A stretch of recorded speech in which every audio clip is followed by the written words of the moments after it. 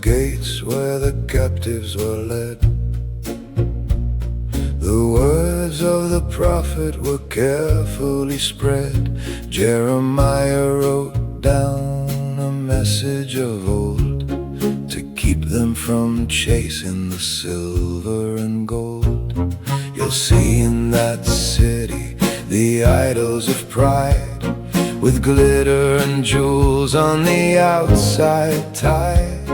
The people will bow to the wood and the stone, but you must remember the true God alone.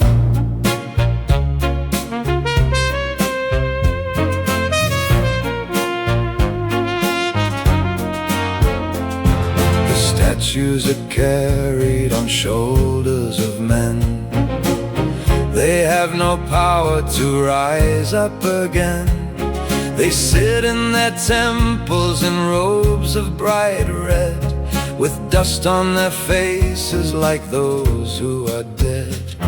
A scepter they hold like a king on a throne, but they cannot judge or protect what they own. A dagger is gripped in a hand made of clay, yet they cannot turn a great army away.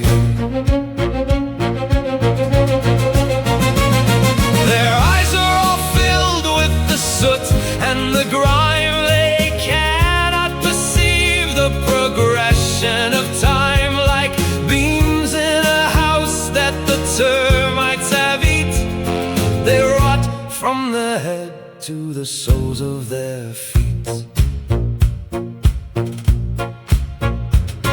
The candles are lit, but they see not the spark. They sit in the silence and dwell in the dark. The bats and the swallows fly over their head. They have no more life than a loaf of old bread. If they should fall over and land on the floor, they cannot get up or walk out of the door. If someone should strike them, they feel not the blow. They have no direction or place they can go. The priests take the gold that was meant for the right, to spend on themselves in the middle of night. They dress up the blocks like a woman or man, to follow a hollow and heartless plan.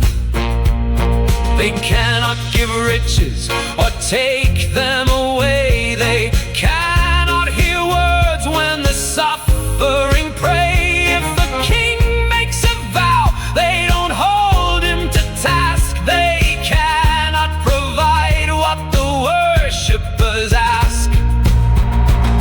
They cannot save anyone caught in a snare, or lift up a soul from the depths of despair. They cannot give sight to the eyes of the blind, or bring any peace to a troubled mind.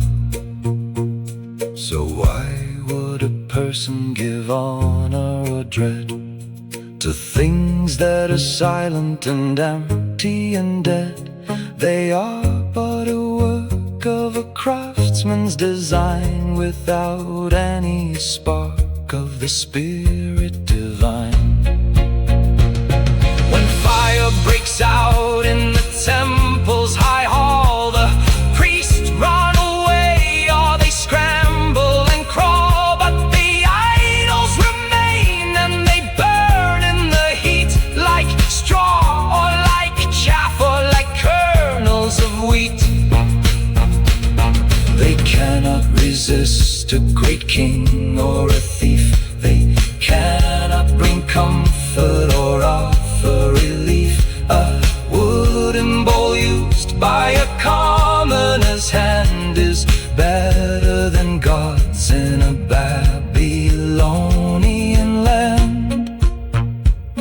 The sun and the moon and the stars in the sky, a Creator who dwells up on high.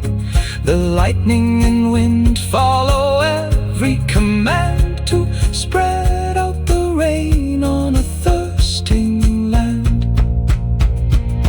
But these have no beauty, and these have no soul. They have no dominion or sense of control. So do not be frightened, and do not be swayed by things that the hands of a mortal have made. The righteous man stands without idols to fear, for he knows that the presence of heaven is near. He walks in the light of the laws of the Lord, and finds in the truth his eternal reward. So heed the old letter that Jeremiah sent, to keep every heart and each spirit content. The idols will crumble